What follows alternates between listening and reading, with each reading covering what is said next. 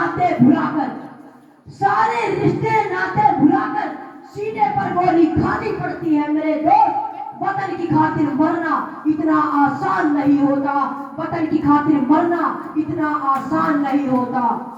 साथियों, 15 अगस्त सन 1947 को हमारा देश आजाद हुआ। उसके बाद हमारे देश के महापुरुषों ने संविधान का निर्माण किया, जिसमें बाबा साहब डॉक्टर भीमराव अंबेडकर जी का विशेष योगदान रहा। हमारे देश में विभिन्न प्रकार की भाषा, बोली, धर्म, संप्रदाय होने के बावजूद भी बाबा साहब डॉक्टर भीमराव अंबेडकर जी ने एक ऐसा शानदार संविधान बनाकर हमारे देश को दिया। उसके बाद हमें वोट डालने का अधिकार मिला, शासन में भागीदारी का अवसर मिला। साथियों, यह वो दौर था जब हम पूर्ण रूप से आजाद हुए। ये शान, ये शौकत, ये ईमान नहीं होता, ये शान, ये शौकत, ये ईमान नहीं होता। आज इस देश में कोई किसी का मेहमान नहीं होता। नहीं मिल पाती खुशियां हमें इस वतन में, नहीं मिल पाती खुशियां हमें इस वतन में। अगर बाबा साहब ने लिखा ये संविधान नहीं होता, अगर बाबा साहब ने लिखा ये संविधान नहीं होता। साथियों, अगर हम देश प्रेम की बात करते हैं, अगर हम राष्ट्र प्रेम की बात करते हैं, तो सबसे जरूरी है शासन का निष्पक्ष होना।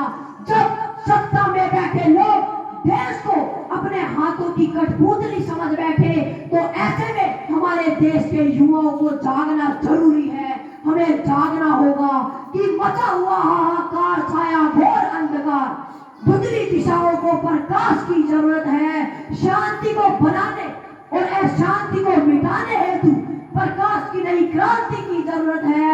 लाखों होशियार लेकिन सिंह का विकल्प नहीं, शौर्य, स्वाभिमान, इतिहास की जरूरत है। साथियों, इस देश को कल भी आपकी जागरूकता की जरूरत थी, इस देश को आज भी आपकी जागरूकता की जरूरत है।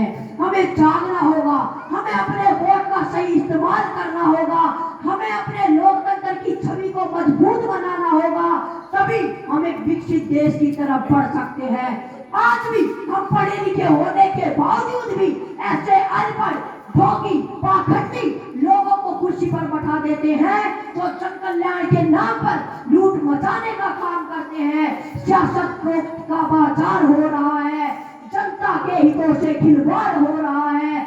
जागो, जागो मेरे देश के युवाओं, जागो, जागृति पैदा करो, क्योंकि भारत का लोकतंत्र तार-तार हो रहा है, क्योंकि भारत का लोकतंत्र तार-तार हो रहा है।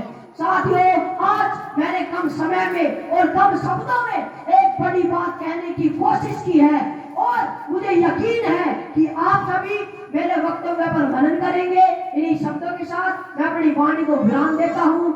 जय भारत, जय संविधान।